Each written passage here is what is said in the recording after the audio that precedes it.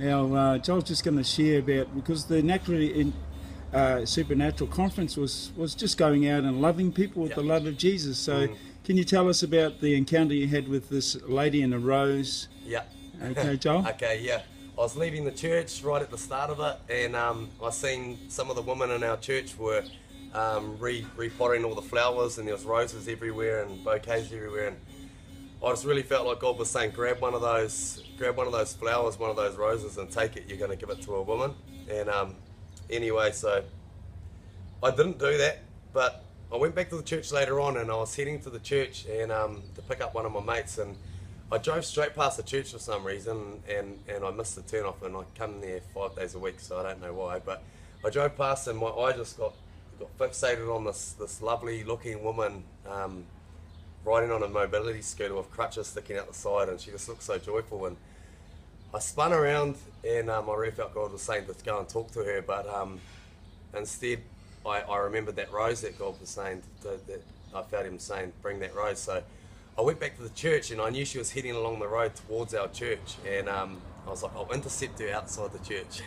So I'll go get this rose, and I grabbed the rose, and the ladies in there were like, oh, you're a darling, what are you doing with that rose? I said, I want to give it to this lady, and they were like, oh, that's so sweet. And I was like, oh, cool, radio, carried on. Anyway, this lady pulled into the church, and I was standing outside with this rose, and it was a beautiful rose, and she pulled up, and I said, this is for you. And she just started laughing, and she had welling up in the eyes with tears, and as soon as I handed that rose over, like, what I felt God was saying to me was, this woman, and I didn't understand this until it got explained to me, but I had a message for her from God, which was, you are this rose, you are what this rose represents to us on this earth, which is love and joy. Like, people get joy out of roses, and women love roses, and she knew what I was talking about, and I said, this is from Jesus, so I don't have an idea of what it means to me. I don't want to mess it up, but this is what you know, this you represent.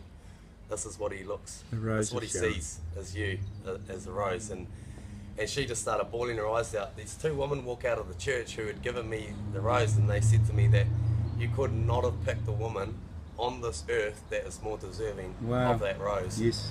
And it hit me really hard. Out of everything that happened in the day, I just started welling up in the eyes, and I thought I was going to have a breakdown right then, and I just felt the love of God move on the situation. She was in the wheelchair, and I felt like God said to me, pray for her legs too. So I said to her, what happened with your legs? And she said, I had a major car accident. I've put on a lot of weight since, and I haven't been able to get on my feet for over 2 years and walk. She has crutches to get herself off beds and into toilets and stuff like that, and she can put weight on her feet, she cannot walk. But so we prayed for her, and anyway, she said she wanted to get up and try her legs out, and she did. She got up on her feet, and she walked around her scooter without any crutches, which was amazing. And the whole time she was walking around, she was thanking Jesus. And she was a Presbyterian lady who started praying in tongues, which was amazing.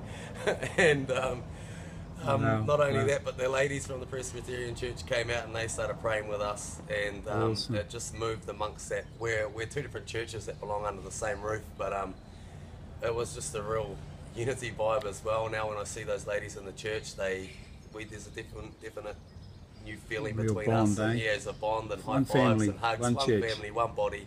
Amen. We're all under the head, which is Christ. And anyway, so she was walking around the scooter, and she was like, oh my gosh, my shoulder's healed.